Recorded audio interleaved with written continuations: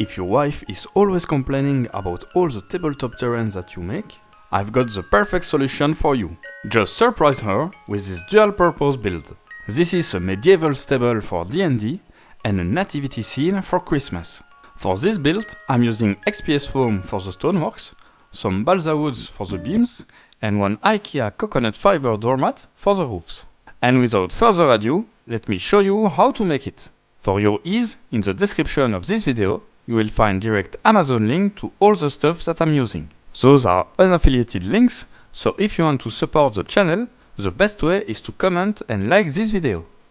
The basis is not mandatory, but if you want to make one, I did it out of EVA foam. This sheet is 30 by 20 centimeters, and I will start by beveling the edges with a cutter. As mentioned in the introduction, for the stonework I will use some XPS foam. I will first start by drawing this shape, which is 17 cm high on the right and 9 cm on the left.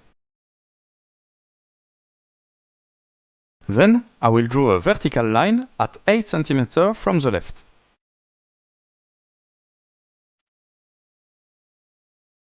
And from this line, I will draw a second one at 13 cm from the first. But later, you will see that I have increased the length to 16 cm. Then you will do an horizontal line at 17 cm. And a second one at 9 cm.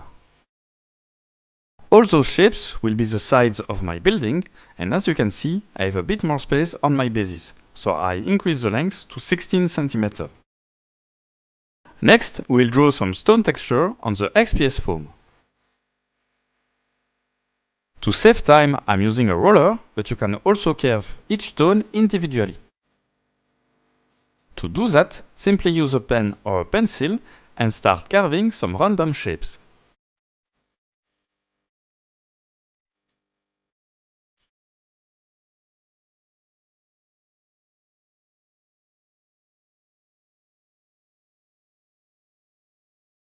For the next step, we'll add some texture by using a ball made of foil paper. And when you are set, we'll cut all the shapes. And make sure to cut the big rectangle in one piece for the moment. Indeed, each piece will be cut in two in order to mirror it perfectly.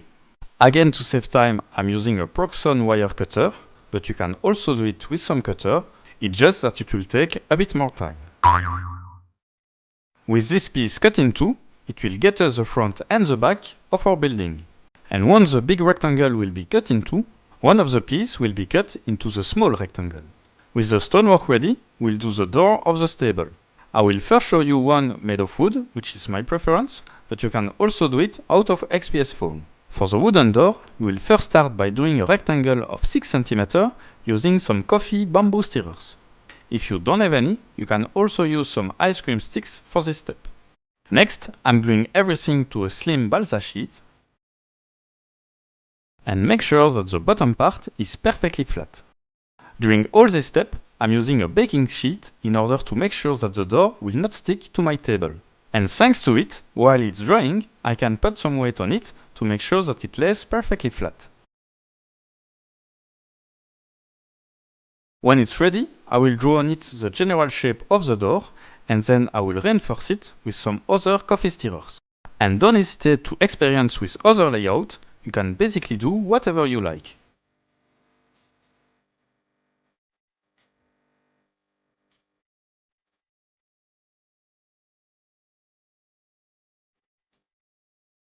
And for the final touch on the door handles, I'm using some toothpicks. And now for the door made of XPS foam, I will redo the same rectangles. This time I wanted an arch on my door, so I use a compass.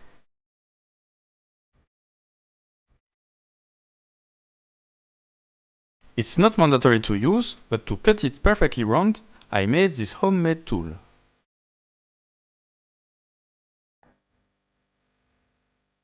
For the next step, I will draw with a pencil each plank individually.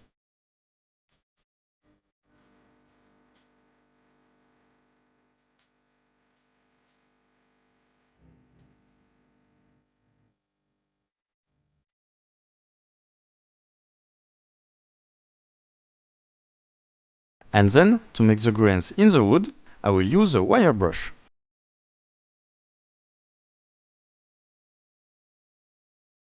Again, I will use the same materials to do some reinforcement and the door handles, and you can adapt the layout as you like.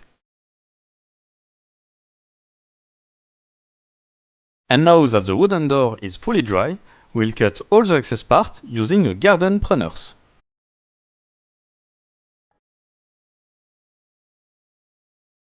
And then, I decided to improve a bit the looks of the door by doing some diagonal beams.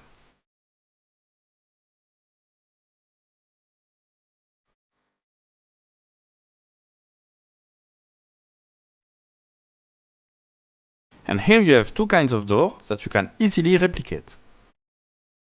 And by carving some holes for the nails and adding some beads, you can further improve the looks of the foam door.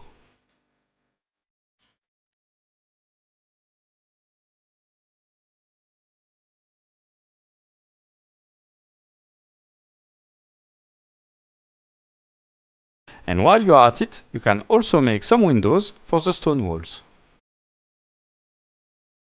And speaking of the stone walls, we'll add some wooden beams in it. For this, I'm using some ice cream sticks. I'm trying to push it a bit into the foam in order to make like a footprint. Once glued together, it will give a better look, like the wood is actually within the stone.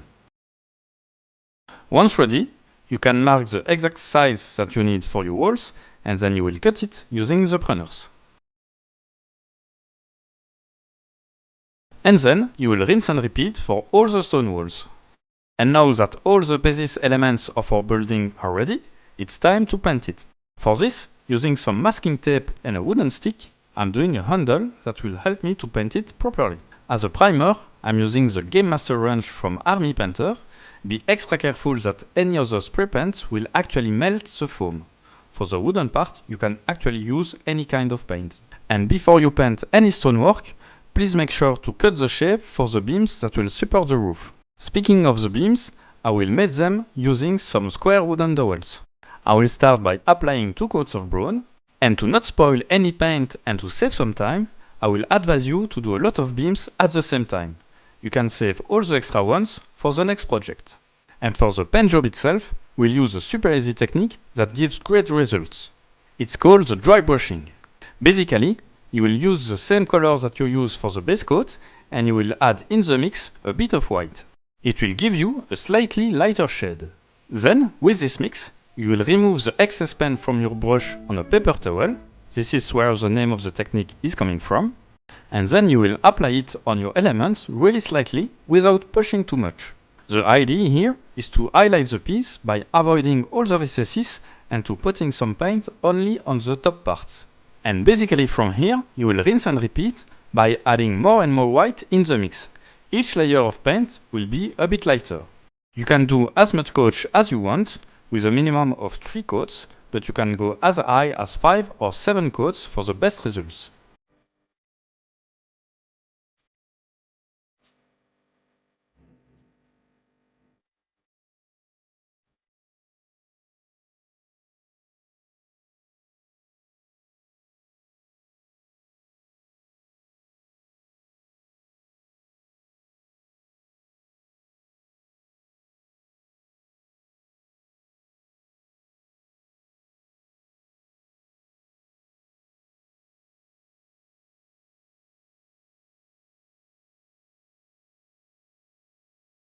And here is the result after 3 layers of dry brushing above 1 layer of base coating. And now I will do exactly the same thing for the stoneworks. But instead of using some brown for the base, I will use some grey.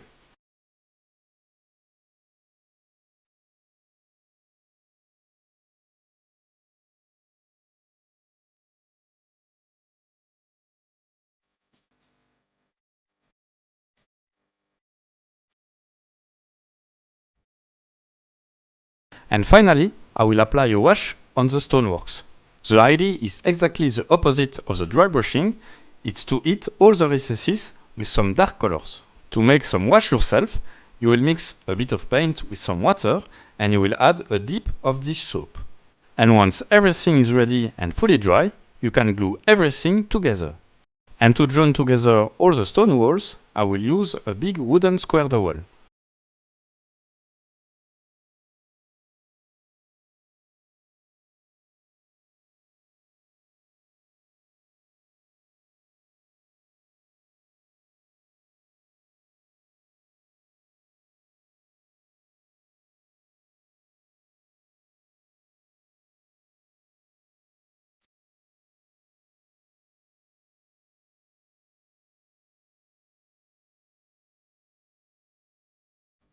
And not mandatory, but for example, if you want some light coming from inside the building using some tea light, you can cut the inside of the windows. And now we are fully ready with all the stone parts. If you want only a building made of stone, you can simply replicate it on the left side. Otherwise, stay with me, I will show you how we do the wooden parts. First, I will replicate the smaller wooden corners. Then, I will put a wooden square dowel in the angle of the roof, and I will try to find exactly the middle of the building. I will mark it with the correct vertical angle, and then I will cut it.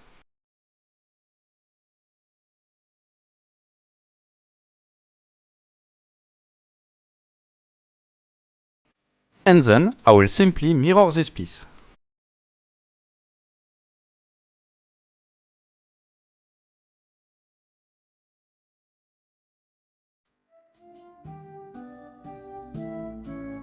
I don't want the wooden part of the building to cover the full length of the stone part.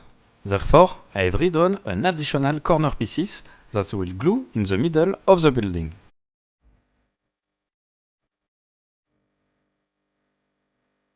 For the next step, I will glue all the smaller wooden dowels in order to do the support for the roof.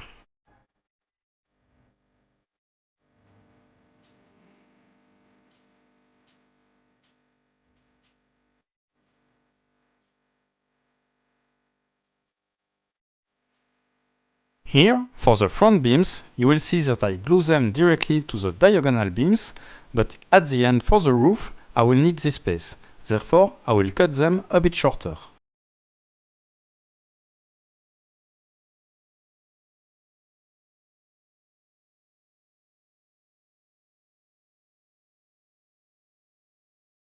Next, using some cardboard, I will make a template in order to know exactly the size of my roof.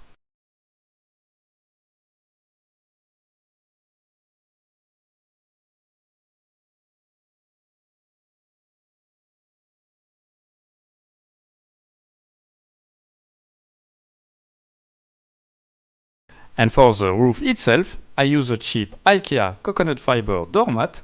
It works perfectly at this scale. Using my cardboard template, I will cut exactly the size that I need with some cutter. And during this step, if you make any mess with the coconut fiber, just make sure to keep them away. We'll use it on a later stage.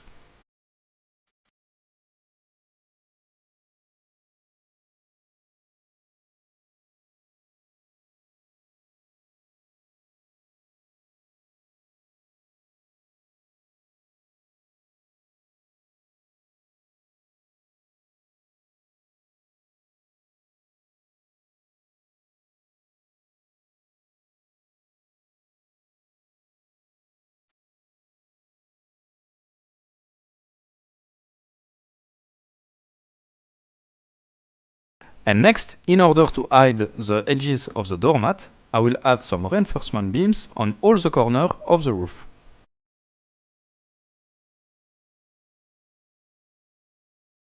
And when done, we'll cover all the holes with some coconut fibers.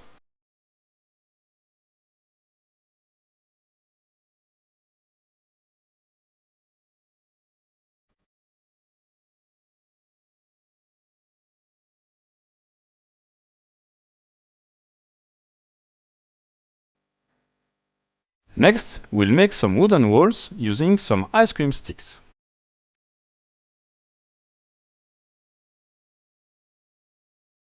At this step, I will advise to not yet glue the building to the basis, so make sure to use some baking sheet in order for the wooden walls to not stick to the basis.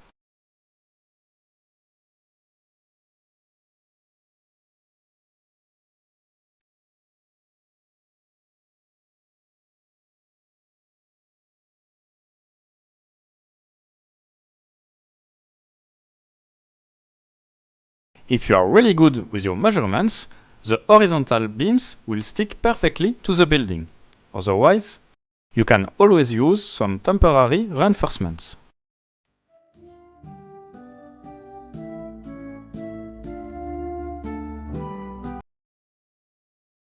At the end, I decided to keep the corner reinforcement because it really improves the looks of the building, and to be able to glue the walls, I added a vertical middle one.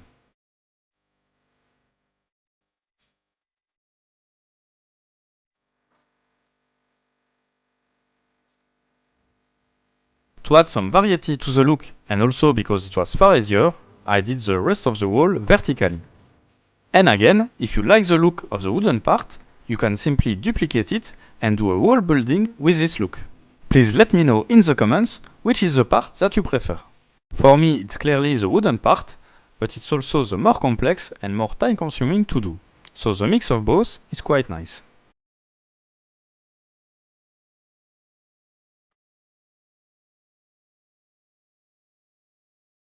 And finally, I again add some support for the roof. And here is the final result once painted with a dry brushing technique.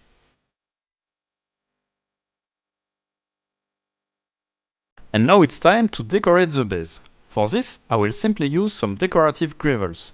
I will need 3 different sizes. I will first apply some white glue everywhere on the basis, and then I will spread it with some water on my brush. Then I will put a few of the biggest gravel everywhere on the basis, then I will put a bit more of the middle one, and I will finish by putting everywhere the smallest one. And once again, I will use the same dry brushing technique for the paint job. And now we are close to the end. Before gluing the remaining roofs, I will glue some hay in the manger.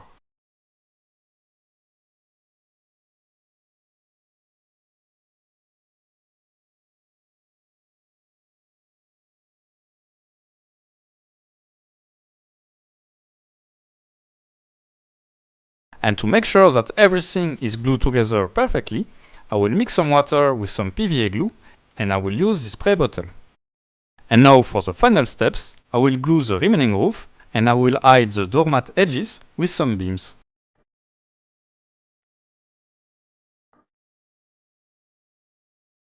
And here is the final result. If you watch all this video until there, thank you very much for your support. Let me know in the comments what you want to see next, and see you next time!